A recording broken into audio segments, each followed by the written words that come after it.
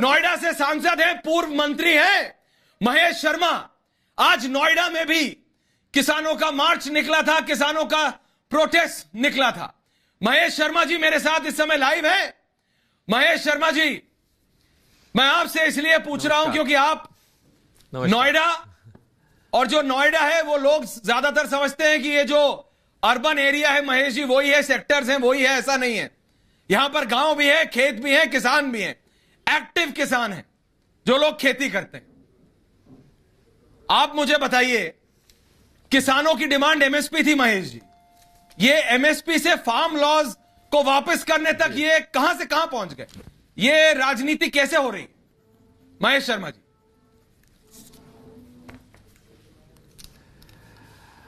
देखिए, मैं एक किसान का बेटा हूं और ग्रामीण पृष्ठभूमि से आता हूं, और जिस कॉन्स्टिट्यूएंसी नोएडा की ऐश्वर्या जी आप बात कर रहे हैं, ये बात सच है कि 1186 गांव हैं, और वो शहरी क्षेत्र नोएडा को अगर छोड़ दें तो और उसके आसपास लगता हुआ अलीगढ़, मेरठ, बुलंदशहर, गाजियाबाद, ये सब पश्चिमी उत्तर प्रदेश के उपजाऊ भूमि है। दोआबा का क्षेत्र ये कहलाता है, जहां पानी की बहुतायत होने के कारण कृषि के प्रधान क्षेत्र है ये। और आज जो लोग घेराव के नाते मेरे पास आए थे, जब मैंने उनसे एक अपील करी, मैंने कहा मैं तो आपका बेटा हूं, आपका भाई हूं, आपकी वजह से मैं सांसद हूं, आपकी वजह से देश का प्रधानमंत्री हैं, वही प्रधानमंत्री जिसे आपने 2014 में जब पूरे देश में अंधेरा सा छा रहा था, राजनीतिज्ञों पे, नेताओं पे, राजनीति पे लोगों का विश्वास खत्म हो चुका था। मौनी बाबा प्रधानमंत्री रहे 10 वर्ष तक, 50 वर्षों तक एक ऐसे परिवार का शासन रहा इस देश में। तो आप लोगों ने मन से चुनकर पूर्ण बहुमत की सरकार नरेंद्र मोदी के नेतृत्व में बनाई, और उसके बाद फिर दोबारा उससे ज्यादा बहुमत देकर उस प्रधानमंत्री को आपने बनाया। तो आखिरकार आपके विश्वास को चोट क्यों पहुंची? कहां पहुंची? क्या दिक्कत आई? क्या आपका विश्वास डगमगा गया था, या कहीं गलतफहमी में या भरमाए गए हैं आप लोग? किसान भाइयों बताओ, अब मैं आपसे पूछना चाहता हूं, क्या आपको विश्वास है कि एक गरीब का बेटा, एक चाय वाले का बेटा नरेंद्र मोदी, जिसको आपने पूरे विश्वास से अपना प्रधानमंत्री बनाया, जिसने WTO के अंदर आपकी लड़ाई को लड़ा और अपने आप को अकेला अलग खड़ा कर लिया पूरे WTO से, नरेंद्र मोदी ने, क्या उस पर आपका विश्वास डगमगा गया है? और डगमगाया तो क्यों डगमगा गया है? किसान भाइयों का जवाब नहीं था।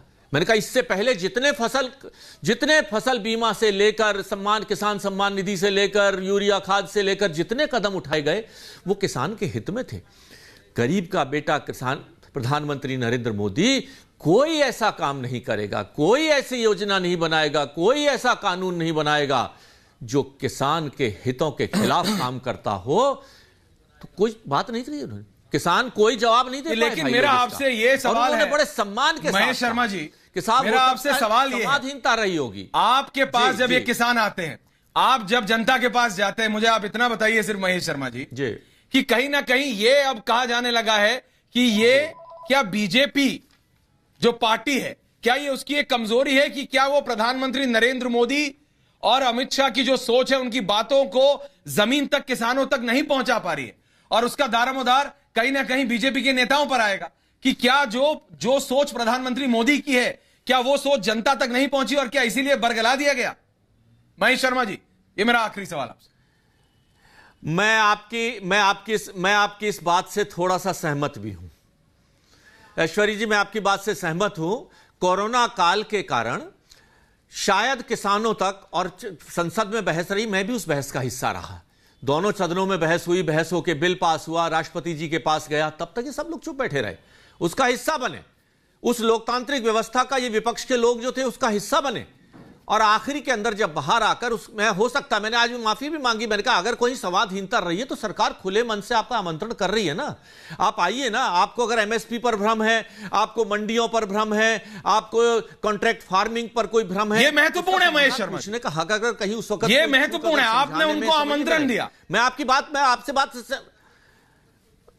मैंने उनसे आमंत्रण दिया, उनको कहा कि खुले मन से आप मुझसे पूछना चाहते हैं या मुझसे भी और एक्सपर्ट बैठे हैं। पीयूष गोयल जी जैसा मंत्री बैठा है, हमारे कृषि मंत्री जी मंत्री बैठे हैं, हमारे मंत्री जी से आपकी बात हो चुकी है। और कोई भी मंत्री, कोई भी विशेषज्ञ, कोई भी आपके सामने आपकी किसी भी बात के साथ बहस करने को, सुझाव आपका मानने के लिए खुले मन से तैयार हैं।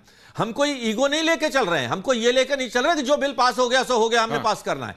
हमने, आप किसान के बेटे हैं, आप किसान, आपकी वजह से हम आज, मैं सांसद हूं, नरेंद्र मोदी जी प्रधानमंत्री हैं। देश के किसानों को 80 करोड़ जनता को कोरोना काल के अंदर निःशुल्क भोजन दिया है, अन्न दिया है उस प्रधानमंत्री ने।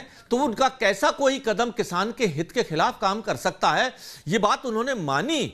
और फिर भी उन्होंने जो 2-3 सुझाव दिए कि साहब एक किसान आयोग बना दिया जाए, पराली पर हम लोगों का विषय समाधान कर दिया जाए, पराली के विषय में सीधे किसान को दंडित ना किया जाए। मैं पर्यावरण मंत्री रहते इस दर्द को समझता था।